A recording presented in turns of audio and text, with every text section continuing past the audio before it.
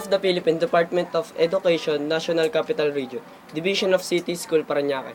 Parañaque National High School mate. Understanding Children Who Scavenge. A research paper presented to the faculty of Parañaque National High School mate in partial fulfill of Practical Research 1, Qualitative Research in Daily Life. The researchers want to say thank you to Sir Lindy Pantao for guiding how to do research and for teaching in every part of the research. Also to Sir Robin Jan Sardon. Because of his subject, pananaliksik, the researcher was get some ideas to it. Also to Sharina Pisamonte for giving us some ideas to our topic too.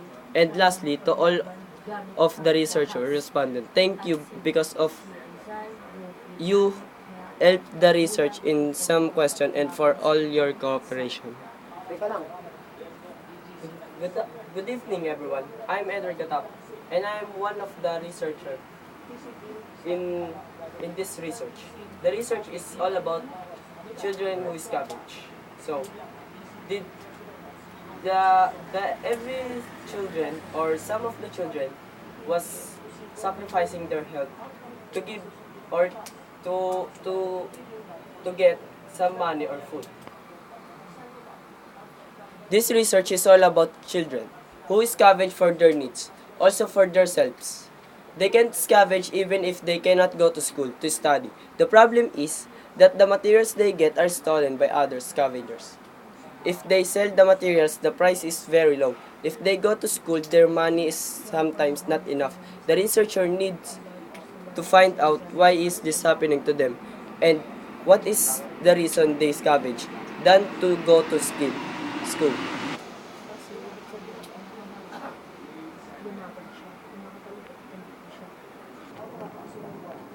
For my introduction, many children go to scavenge for their food, or even for money. Some children have been feeling ill out of collecting some materials. Some children was no one care to them, so that they choose to scavenge. How about the others? Want to go to school, or what about others want to go to school? They need a program to get away in a very terrible job for themselves because on the top their health is very sensitive. For garbage, the age of these children is 5 to 10 years old only. So that is very alarming for us. According to Renata Watson, shockingly, 15 lift the lead on the worldwide scandal of young kids.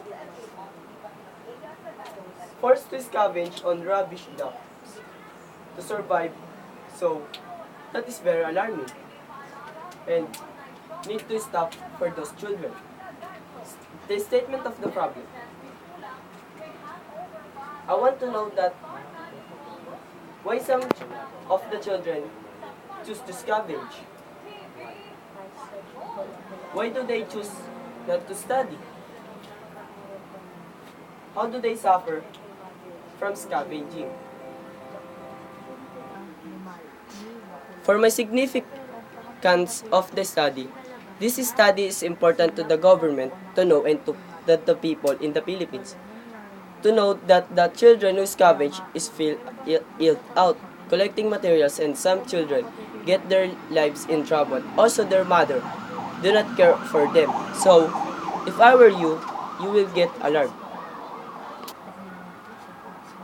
The procedure to do this research is first, the researchers brainstorm to find a topic that is interesting and not confidential to the respondent.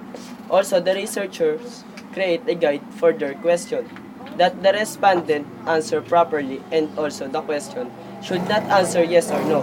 Second, the researcher made a plan how to manage the respondent answer. Also, how to understand the respondent's answer.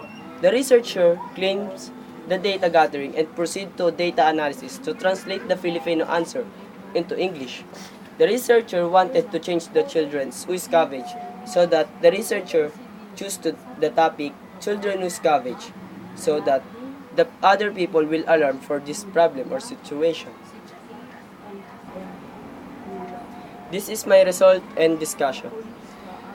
Among the respondents, respondent number 1, 2, 3, 4, 5, 6, 7 answered the same to the first question of the research.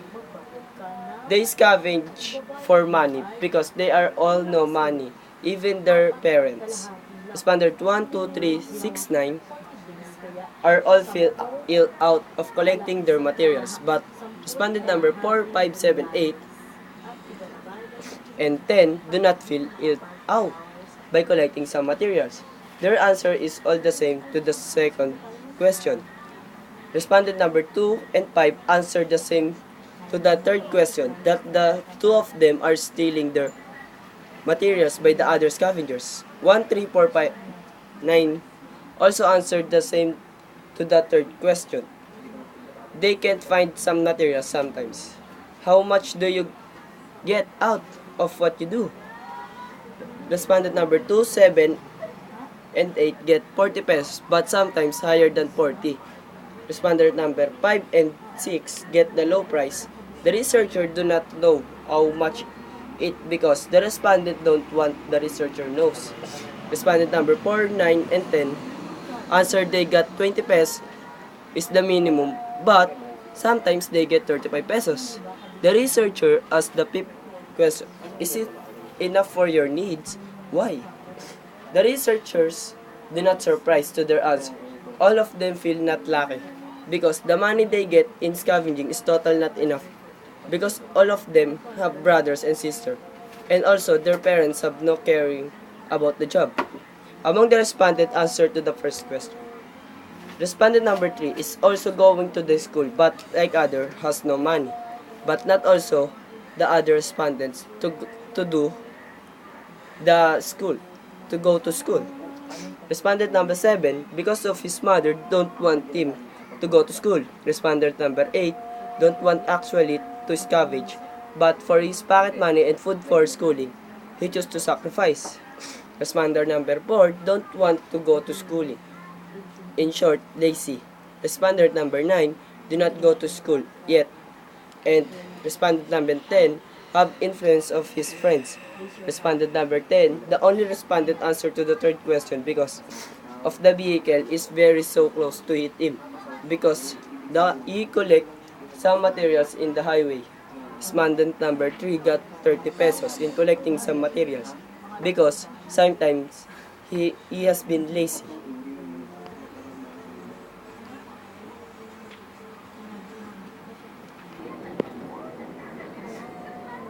In my conclusion, this is the answer for my question in statement of the problem. Number 1. Some children choose to scavenge because they don't have food in a day if they do not work or collect some materials to sell. Number 2. They study sometimes, but they wanted to have some food and money if they go to school. Some of them do not have pocket money to buy some food in the canteen or some food to pack and eat in recess time. Number 3, they need to suffer from scavenging because if they do not do it sometimes some of them will suffer from not eating and some of them will become a beggar in any sidewalks.